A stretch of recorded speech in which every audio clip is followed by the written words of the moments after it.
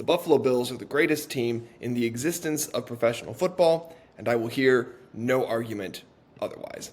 Hi, I'm Nick. This is 10 Minutes with Nick, and believe it or not, I'm not going to just rant about the Bills, although I could. For 10 minutes, I could rant about the Bills, the highs, the lows, the wonderment, the excitement, the pain, the consistent, agonizing pain that is the Buffalo Bills. But I'm not going to today, because I actually thought of something. And when I think, I don't think for long, so I have to jump on those thoughts. When I get a good thought, I jump on that thought. I wrap it in my arms, and I wrestle it to the ground like an alligator. Because it fights like an alligator to get away. It does not try to eat me like an alligator. That would be a little weird. I would question that. I'm a weird person. I don't know if anybody who listens to this podcast has picked up on that yet. I'm sort of an odd duck. I'm like a less funny, less entertaining. I don't know. I don't want to compare myself to Joe Rogan. I don't really think the comparison is accurate. This is the problem with wrestling with my thoughts. They throw sand in my eyes, like they throw sand ideas in my eyes. But anyways, back to where I started this discussion. The Buffalo Bills. A little washed out here. The Buffalo Bills are my favorite team. Love the team. Have loved them since I was a child. Since I was but a wee babe, I have loved the Buffalo Bills. I have been raised in Buffalo Bills culture. There is a picture of me as a wee babe in a Buffalo Bills crew neck sweatshirt drinking a beer. I am assuming the beer was empty because I might have been 18 months old. Like tiny, tiny, tiny baby. Teeny, tiny baby. That's not true. I was a big baby. I was definitely more of a football baby than I was a Gerber baby. Anyways, moving past that terrible joke. I have loved football since the day of my youth. And I actually love football for a lot of the same reasons I still love football. Even with all the knowledge I now have on some of the long-term dangers and effects of football, which we'll get into a little bit later on in this 10 minutes. But I love football because it is black and white in a world of gray. And I mean literally the game. I don't mean the outside of the game. I mean once people step onto the field and the clock starts, the game is black and white.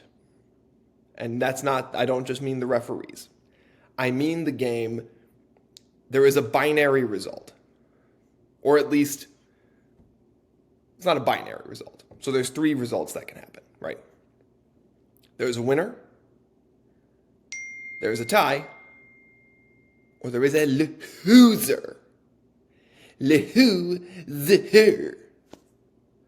Now, why do I like that? Why is that so kind of crucial for mental health? Sports in general has this sort of effect on us. You know, soccer has more ties than other sports. Baseball takes a little longer to get to the result, or feels like it does.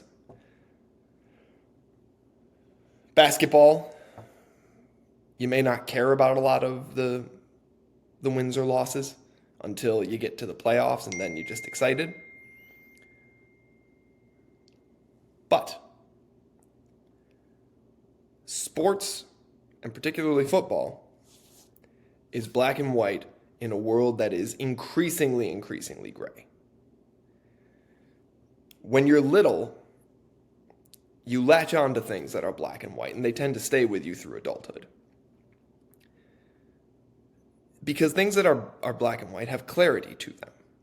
They are clear. There is a good and a bad. And using our sports frame, Your team are the good guys. Their team are the bad guys. Your team does everything it needs in its power that it needs to win. These guys, dirty, dirty, rotten cheaters. And that's important. I think it's important for just general sanity. It gives you something to anchor on. It gives you something to anchor onto. It gives you something to kind of hook into and just be clear about. Because you can't be clear about much in today's world. And I think it's almost more important, and the reason why we impart our fandom to our kids is because you have to teach kids. You can't teach kids about the gray. They learn the gray on their own. But if you teach your children, you give your children the skills they will need to understand the gray, but you don't teach them the gray. You don't tell a kid that, oh, Captain America is, Captain America is kind of a guy who, is trying to do the right thing, but he sometimes does the wrong thing, and, he doesn't mean to, but, he's following orders, and those orders were wrong, and they were given to him by somebody who's playing a different game, and no, you're going to lose the attention of the child. And you need the child to learn good and bad. So what you say is Captain America is always the good guy. 100% of the time, Captain America is the good guy. Me, 100% of the time, the Bills are the good guys. The Buffalo Bills, despite the fact they've never won a Super Bowl, they're the good guys. Despite the fact that Jim Kelly and the boys, I think, were probably known during their heyday for partying up the town. They were the good guys. And you know what? Honestly, I've gotten to meet some of them now, and whether or not they were the good guys in those days, they're very good people now, right? They're doing tons of charity work. They're doing all kinds of stuff. But were they knights in shining armor back in the day? Probably not. But as soon as they stepped on the field, I could see them in a struggle against the other side. And as a kid, you can learn that. That's why I think sports become so important, especially to kids. As adults, we spend a lot of time in the gray, even just around the sport of football. I promised I would get back to this. Football has a lot of associated dangers with it. It has a lot of injury concerns, long-term injury concerns, particularly around the issue of concussions. I could go into the issue of long-term joint damage, but the data around concussions is the stuff that is particularly frightening. We look at that, and all of a sudden, football becomes completely gray. Long-term systemic issues on wealth come into play in sport. They do. We're navigating them better now. And I say better before anybody comes at me. I say we're navigating them better. We're still not navigating them well.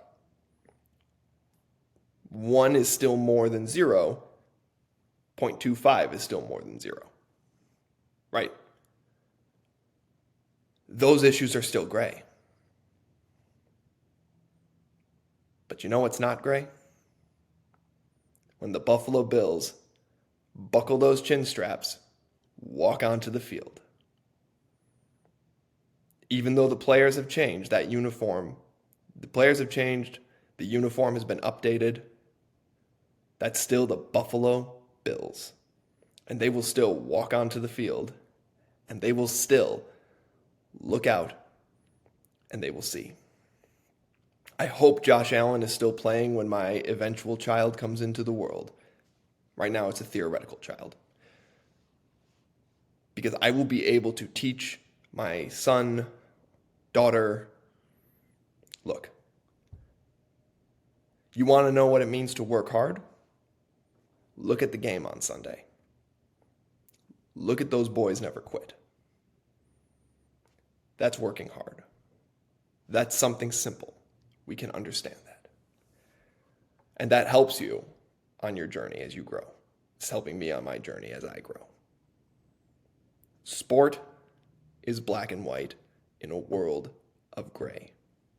And frankly, it's why we love it.